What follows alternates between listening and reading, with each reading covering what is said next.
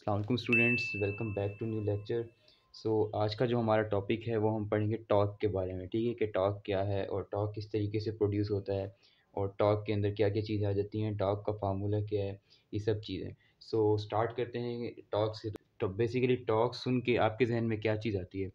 Torque basically it is the turning affect of force. What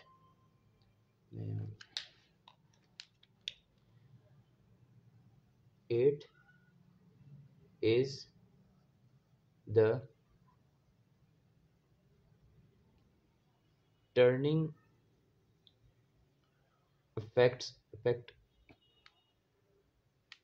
effect of force. मतलब force की वजह से हमारा किसी भी मोशन के अंदर कोई टर्न आ जाए उसको हम टॉर्क बोलते हैं। फॉर एग्जांपल मैं जैसे कि इसको हम टॉर्क बोलते हैं। जैसे ये क्या एक तरह से टर्न आया तो ये क्या प्रोड्यूस हो रहा है? ये टॉर्क प्रोड्यूस हो रहा है। या ये मोशन ले लें आप, ये क्या है? ये टॉर्क। इट मीन्स एक हमें कर्व की फॉर्म में हमें जो है मोशन मिल रही है। ठीक है, जिसकी किसकी वजह से? फोर्स की वजह से। फोर्स किस डायरेक्शन में लगेगी? हमारी टर्निंग उसमें। फोर्स किस डायरेक्शन में? किसी ना किसी एंगल पे लगेगी। ठीक है, उसको हम टॉर्क बोलते हैं। सिंपल डेफिनेशन ये है कि इसकी it is the turning affect of force. ठीक है, अब ये किस तरीके से काम आती है? डायग्राम बनाता हूँ। एक मैंने सीधी रॉड ले ली। ठीक है, ये उसका हो गया सेंटर, ये उसका हो गया सेंटर। ठीक है, अब बेसिकली टॉर्क प्रोड्यूस कैसे होता है? फॉर एग्जांपल ये यहाँ पे एक जगह से फिक्स है। ठीक है, इस पॉइंट से, ये पिन पॉइंट है इसका। अब यहाँ पे ये दोनों तरफ से रोटेट हो सकता है, इस तरफ भी डायरेक्शन घूम सकती है इसकी, ये इस तरफ भी मूव हो सकता है। बट ये होगा कब? जब हमारी फोर्स हम अप्लाई करेंगे इसके ऊपर। वो कैसे फोर्स? फॉर एग्जाम्पल मैं यहाँ से इस डायरेक्शन में डाउनवर्ड फोर्स लगाता हूँ तो क्या होगा? जो इसका ये वाला पार्ट है इस लीवर का, इस साइड वाला, राइट साइड वाला, वो क्या होगा? नीचे की तरफ मूव होगा। नीचे की तरफ बिल्कुल लीनियर डायरेक्शन में मूव कभी भी नहीं होगा। क्यों? क्योंकि वो एक पॉइंट से फिक्स है। तो ये किस फॉर्म में मूव होगा? ये इस डायरेक्शन में मूव होगा, थोड़े कर्व में होगा मूव। ठीक है, तो ये हमारा बेसिकली टॉर्क होता है। अगर सेम वे में अगर मैं यहाँ से फोर्स लगाऊँ इसको इस पार्ट से, तो क्या होगा? इसकी जो डायरेक्शन होगी वो हमारी इस तरफ मूव होगी। ठीक है, तो ये हमारा क्लॉकवाइज डायरेक्शन में मूव करेगा। तो ये क्लॉकवाइज डायरेक्शन में मूव करना है, इसका क्या प्रोड्यूस करेगा? टॉर्क प्रोड्यूस करेगा। इसी तरीके से यहाँ से भी हमारा क्लॉकवाइज डायरेक्शन में फ्लो करेगा, जैसे हम अगर ऊपर से फोर्स लगाएंगे। अगर मैं सेम इसी पोजीशन पे नीचे से फोर्स लगाऊं तो क्या होगा? ये ऊपर की तरफ से घूमेगा यहाँ से ऐसे। तो ये क्या है? एंटी क्लॉकवाइज डायरेक्शन मूव करेगा। सो बेसिकली टॉर्क सिंपल है बिल्कुल, कि हमारा सिर्फ और सिर्फ टर्न आ जाए किसी भी ऑब्जेक्ट के अंदर, किसी भी मटेरियल के अंदर, उसको हम क्या बोलते हैं? हम उसको टॉर्क बोलते हैं। और वो होता है किसकी वजह से? फोर्स की वजह से होता है। जब भी हम फोर्स प्रोवाइड करते हैं किसी भी ऑब्जेक्ट के ऊपर तो वो क्या करता है? टर्न प्रोड्यूस करता है। जैसे कि मैं एग्जांपल दूं, डोर की डायरेक्शन कैसे होती है? वो किसी ना किसी एक पाथ पे मूव करता है। ठीक है, कर्व फॉर्म में मूव करता है हमेशा। वो कभी भी हमारा डोर जो है वो स्ट्रेट लाइन में कभी भी नहीं खुलता। जब भी खुलता है वो ऐसे खुलता है, डोर ऐसे।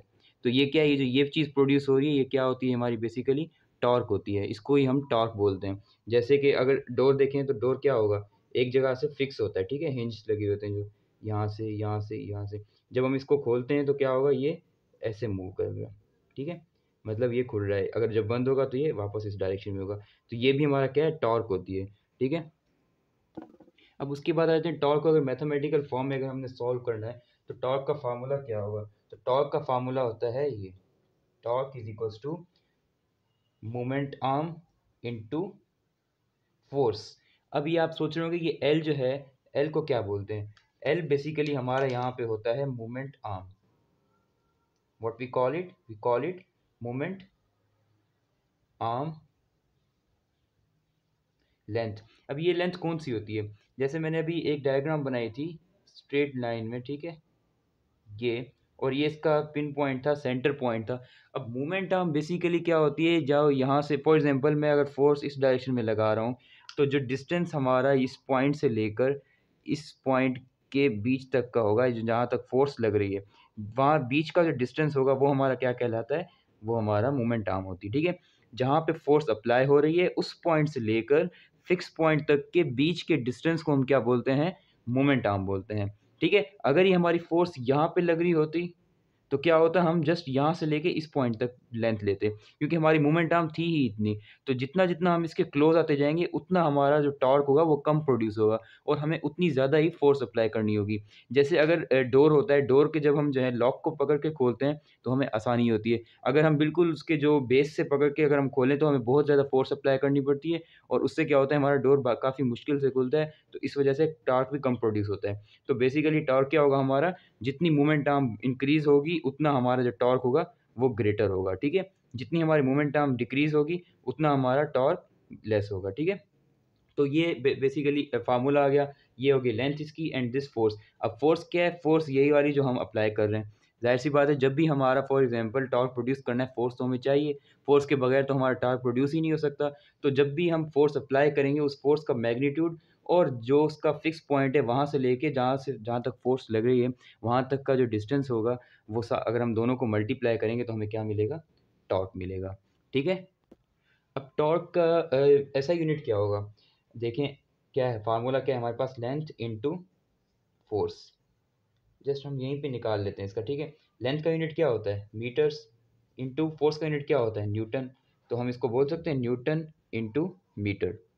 ये क्या हुआ हमारा? हमें यूनिट मिल गया किस फ़ॉर्म में? एसआई यूनिट, ठीक है? ये एसआई यूनिट मिल गया हमें किसका? टॉर्क का मिल गया। वो क्या होता है हमारा? Newton into metre. अब ये एक हमारे पास प्रॉब्लम आ गया, ठीक है? प्रॉब्लम क्या है हमारे पास? Force of 20 newton is applied on a rigid body and the moment arm length is 200 centimeter, find torque. अब देखिए इसमें हमें क्या क्या चीज़ें गिवन है। एक तो हमें फोर्स गिवन है, ठीक है, 20 न्यूटन। दूसरा हमें मोमेंट आर्म लेंथ गिवन है 200 सेंटीमीटर और हमें फाइंड क्या करना है? टॉर्क फाइंड करना है, ठीक है? बहुत ही सिंपल, बहुत ही बेसिक मैंने प्रॉब्लम लिया है ताकि आपको अच्छे से समझ आए। अब देखें मैं जब डेटा बनाऊँ यहाँ पे डेटा, तो डेटा में हमारे पास फोर्स कितनी है? 20 न्यूटन, ठीक है? और हमारे पास जो है मोमेंट आर्म लेंथ कितनी है? 200 सेंटीमीटर। फाइंड क्या करना है हमने? टॉर्क फाइंड करना है। फाइंड क्या करना है हमने? टॉर्क फाइंड करना है, ठीक है?